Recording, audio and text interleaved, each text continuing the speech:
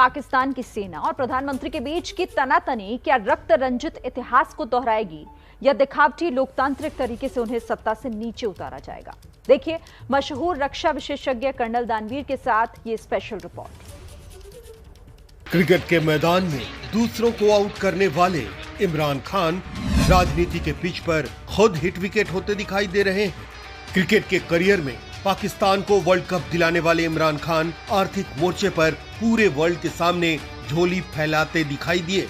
Cricket के मैदान में अंपायर की तटस्थता को सबसे बड़ी बात बताने वाले इमरान खान तटस्थता को लेकर पाकिस्तानी सेना के मुखिया कमर बाजवा की तुलना जानवर से करते सुनाई दे रहे हैं। इमरान खान की कुर्सी खिसक रही है। पाकिस्तान में उनके विरोध में खड़ी 3 पार्टियां उनके खिलाफ अविश्वास प्रस्ताव लेकर आई है। इमरान खान उन पर भी निशाना साधते दिखाई दे रहे हैं।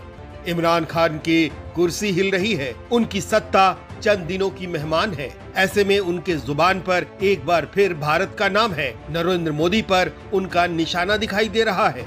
पाकिस्तान के प्रधानमंत्री इमरान खान दरअसल पाकिस्तान की सेना की वजह से ही सत्ता में आए।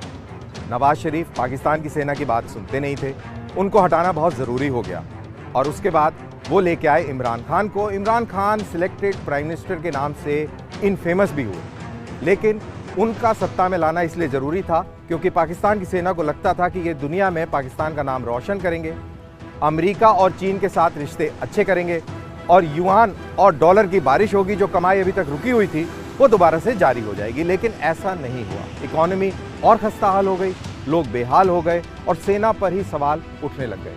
अब स्थिति ये है कि इमरान खान की कुर्सी डोल रही है और सेना ने इमरान खान की पीठ के पीछे से अपना हाथ हटा लिया।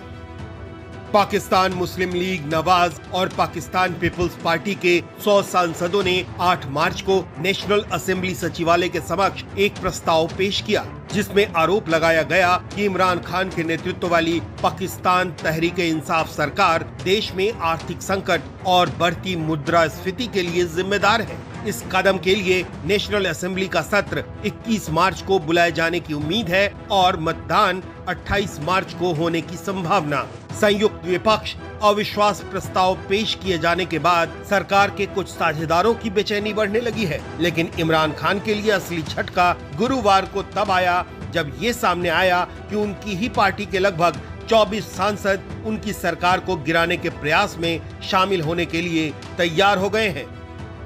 इमरान खान को प्रधानमंत्री बनाने में वहां के सेना प्रमुख जनरल कमर बाजवा का बहुत बड़ा हाथ रहा है, लेकिन प्रधानमंत्री बनने के बाद इमरान खान और कमर बाजवा के बीच में रिश्ते तल्ख हो गए।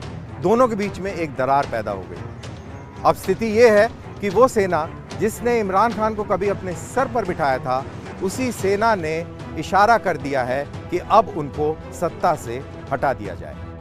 पाकिस्तान में विपक्ष से लेकर सरकार में शामिल 2 दर्जन से ज्यादा इमरान के अपने सांसदों ने उनके खिलाफ वोटिंग करने का मन बना लिया है और इसमें वहां की सेना की भी मौन सहमति है, जो इमरान खान को बिल्कुल पसंद नहीं आ रही। उनके खिलाफ वोटिंग करने जा रही 3 अहम पार्टियों पर इमरान खान सबसे ज्यादा खफा है। जिस तरह आईएसआई के पूर्व चीफ जनरल फैज हमीद का इमरान के कहने पर ट्रांसफर किया गया और मौजूदा जनरल नदीम अंजुम की नियुक्ति की गई, उसके खिलाफ सेना के आक्रोश के बाद ये तय माना जा रहा था कि इमरान खान के गिने चुने दिन रह गए हैं। ऐसा सिर्फ इसलिए नहीं था कि एक प्रधानमंत्री आर्मी चीफ के विरोध में था, बल्कि इसलिए कि सेना प्रमुख को इमरान के एकमात्र सहयोगी के तौर पर देखा जा रहा था। इसके अलावा इमरान पर यह भी आरोप है कि उन्होंने अर्थव्यवस्था और विदेशी संबंधों को काफी नीचे ला दिया है। वहीं बढ़ती महंगाई और बेरोजगारी पर नियंत्रण न कर पाने की वजह से इमरान की लोकप्रियता में बहुत ज्यादा गिरावट आई है। दरअसल पाकिस्तान की इमरान खान सरकार के खिलाफ अविश्वास प्रस्ताव की तैयारी तो दिसंबर 2021 में ही हो चुकी थी। माना जाता है कि इस प्रस्ताव को लेकर सेना अध्यक्ष जनरल कमर जावेद बाजवा की भी मौन स्वीकृति थी, लेकिन इस सियासी दाव को आगे बढ़ाने से पहले बाजवा कुछ राजनीतिक मुद्दों को हल कर लेना चाहते थे। क्या थे ये राजनीतिक मुद्दे, जरा आप भी जान लीजिए। वे मुद्दे ये हैं: अंतर्राष्ट्रीय मुद्रा कोष से निर्धारित मिनी बजट पास कराना, आईएमएफ की मांग पर पाकिस्तान के स्टेट बैंक को स्वायत्त बनाना, टेथियन कॉपर कंपनी के साथ रेकोडिक सौदे को अंतिम रूप देना। बिल तो पास हो गया, लेकिन समझौते की कोई भी खबर नहीं आई। इस पर जनरल कमर बाजवा ने विपक्ष के साथ मिलकर अपना गेम खेलना शुरू कर दिया और पिक्चर में आए पाकिस्तान के 3 बार रहे प्रधानमंत्री नवाज शरीफ। पर्दे के पीछे उनसे कई सारी बातें हुई, लेकिन कोई नतीजा निकल के नहीं आया। लंदन भी एक दूत गया, लेकिन बात नहीं बनी। इसीलिए अविश्वास प्रस्ताव को स्थगित कर दिया गया, टाल दिया गया। लेकिन फरवरी के बाद घटनाक्रम बड़ी तेजी से बदला है। इस बैठक के बाद एक मीटिंग हुई। पहले विपक्षी दलों की हुई, फिर विपक्ष और सरकार के गठबंधन सहयोगियों के बीच। ऐसा कहा जाता है कि PMLN नेताओं ने नवाज को मनाने के लिए 2 प्रमुख तर्क दिए थे।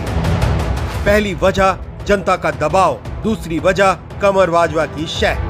दरअसल इमरान खान से कमर बाजवा की दूरियां ही इसलिए बनी थी क्योंकि वो पूर्व ISI प्रमुख फैज हमीद को नया सेना प्रमुख बनाने की ठान चुके थे, क्योंकि जनरल बाजवा इसी साल नवंबर में रिटायर होने वाले हैं। दरअसल इस पूरे मसले के अंदर एक इंडिया एंगल भी है। पाकिस्तान के सेना प्रमुख जनरल कमर बाजवा का ये मानना है कि भारत और पाकिस्तान की दोस्ती दरअसल वो कुंजी है जिससे पूर्वी और पश्चिमी एशिया के बीच में कनेक्टिविटी बढ़ेगी और सेंट्रल एशिया के दरवाजे दुनिया के लिए खुल जाएंगे। इससे व्यापार की अपार संभावनाएं खुलेंगी और इस पूरे इलाके के अंदर गरीबी को हटाने में मदद मिलेगी। उनका ये मानना है कि पुरानी बातों को छोड़कर अब शांति के रास्ते पर चलते हुए इकोनॉमी को आधार बनाकर दोनों मुल्कों को आगे बढ़ना चाहिए। पाकिस्तान के मौजूदा राजनीतिक संकट के पीछे एक बड़ी वजह इमरान खान की सियासी कमजोरी और फौज की तरफ से तय किए गए विदेश नीति एजेंडा को लागू करने में आई नाकामियां हैं। माना जाता है कि बाजवा भीतर खाने भारत के साथ बातचीत का गलियारा खोलने के हिमायती थे। वहीं इमरान खान भारत को भला बुरा कहने और गाली देने में इतना आगे निकल चुके थे कि अब उनके लिए लौटना मुश्किल पड़ रहा था।